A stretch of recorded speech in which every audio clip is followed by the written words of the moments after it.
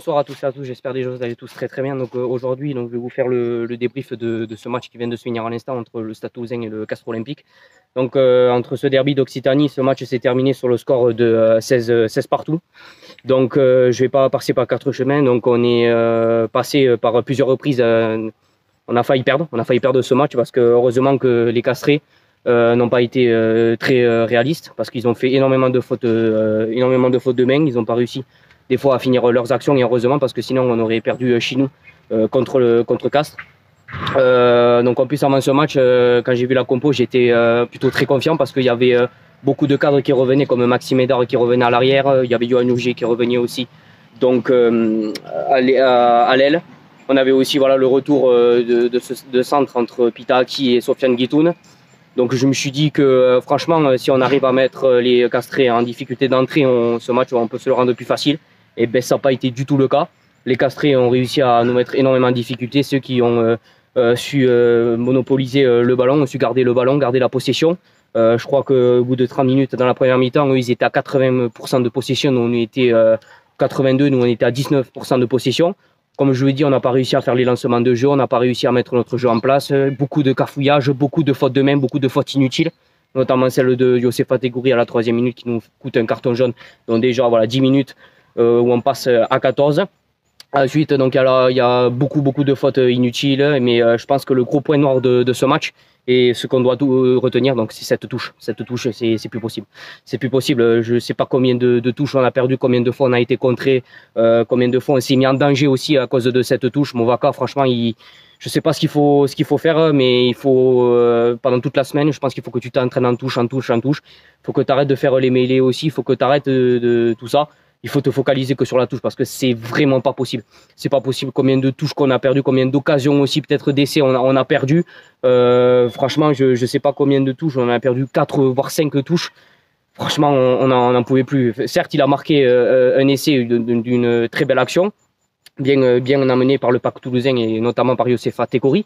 Mais après, dans sa globalité, les gars, on n'a pas été là. On était absents. Moi, je pensais qu'avec le retour des cadres, donc Maxime Edard à l'arrière, qui a amené un peu plus de sérénité, aussi avec Yohan Ougier également, je pensais qu'on allait quand même à retrouver des automatismes, mais on a été carrément perdus.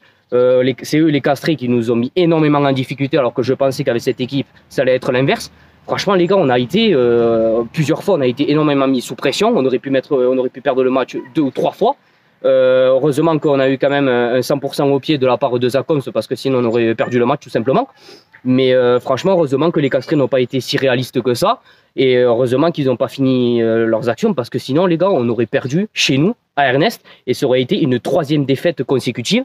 Donc franchement, moi je me dis que sur ces trois matchs, est-ce qu'on ne va pas bien sûr perdre donc, tous les efforts qu'on avait fait avant cette trêve internationale?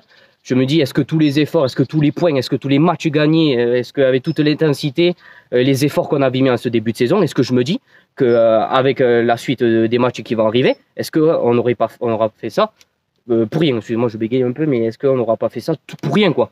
Donc, franchement, je me pose énormément de questions. Là, le prochain match, c'est contre Agen. J'espère qu'il va y avoir du réveil. J'espère que la touche sera révisée parce qu'on en a marre de perdre des touches, on en a marre de perdre des occasions d'essai ou de se mettre en difficulté, de se mettre sous pression. Donc franchement, je sais pas, j'ai pas vu une équipe du stade, une équipe du stade qui était dans le match, une équipe du stade qui avait envie de jouer.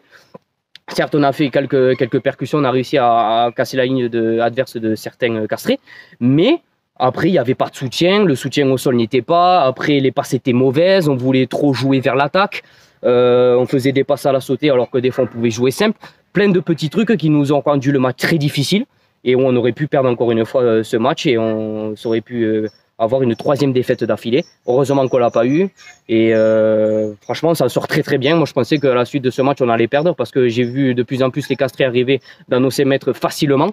Je me suis dit que au moment on va craquer, on va prendre un carton jaune, on va faire beaucoup de fautes. Et franchement, donc j'ai été très surpris par la prestation de nos joueurs cet après-midi. J'étais très déçu par certains joueurs, notamment Pito Movaka, qui est le flop de ce match pour moi à cause de ses touches, à cause des fautes inutiles qu'il a faites.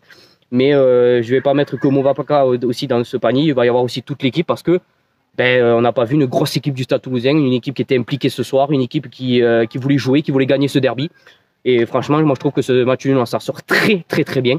Et que j'espère qu'il va y avoir du réveil, j'espère qu'il va y avoir de l'implication sur le match de Agen, j'espère qu'il va y avoir de la parole, j'espère qu'il va y avoir des cris du côté du Gomola, qui va remettre des automatismes en place, qui va remettre cette équipe à niveau. Parce que j'ai l'impression que tout ce qu'on a fait dans ce début de saison, tous les sacrifices, tous les bons matchs qu'on a fait, tous les bons points, eh bien, c'est en train de s'envoler et on est en train de tout gâcher. Voilà. Donc voilà, merci d'avoir suivi ce live. N'hésitez pas à liker, à partager, à vous abonner pour me soutenir pour les débriefs. Et je vous souhaite une très bonne fin de soirée, un très bon fin de week-end. Et je vous dis à la prochaine. Ciao.